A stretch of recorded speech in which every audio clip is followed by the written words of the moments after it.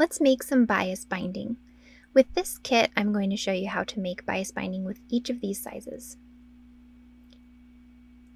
To set up, you'll need a piece of fabric and a ruler with a 45-degree line on it. Place that on the bottom side and then cut along the 45-degree angle. Here we have each of our bias tape makers, and we're going to start with the 1/4 of an inch. For this, you're going to cut 1/2 inch bias strip. We'll set that aside. For the 1/2 inch maker, you're going to cut a 1 inch bias strip. For the 3/4 maker, you're going to cut an 1.5 inch bias strip.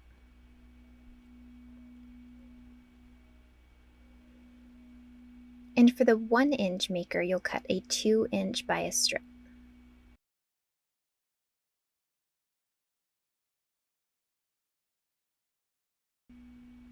I like to leave this angled edge on one of the ends of the bias strip. It helps you to pull it through the bias maker. So once you get it started, the kit has some pins, and this is optional, but you can pin this down to get started. You're going to slowly pull the maker so the fabric goes through and press as you go. So for this, you're just going to work a little bit ahead and just pull it and iron it as you go. Now, with the tiniest one, you may need to pull this through with the awl that they provide through that little notch in the bottom. This one is a little bit more tricky. You iron right next to the opening, and if it starts to separate, then just push it back the other direction.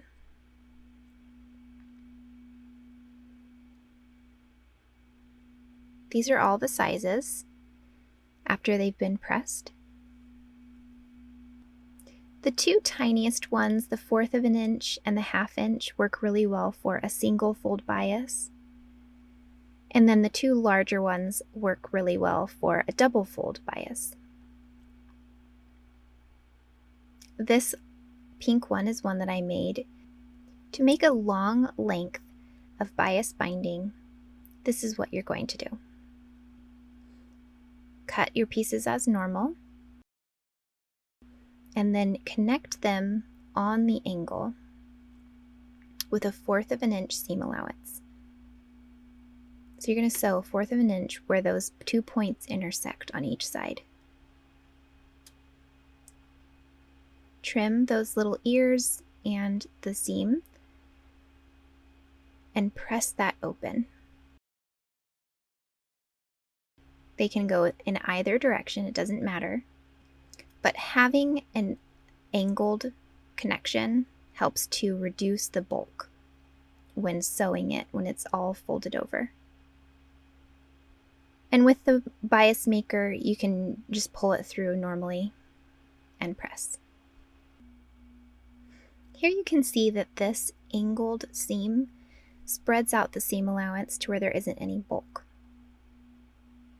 Now here is store-bought single fold bias tape. It compares to the 1/2 inch maker.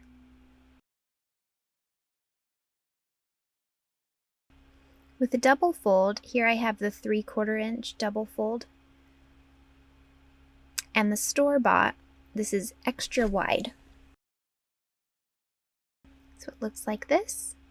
And compared to the 3/4 inch, it is much wider. So to create one as wide as store-bought, you would use the 1 inch. So depending on the look that you're going for and width, whether it's single fold or double, there is something in this kit for you. So when it comes to bias binding, you can buy it, or you can get makers that produce the same thing. And if you can't buy what you're looking for, you can always make it exactly how you want. Thanks for watching. Like this video, you can subscribe to my channel, and most importantly, go get creative and make something you love. Bye!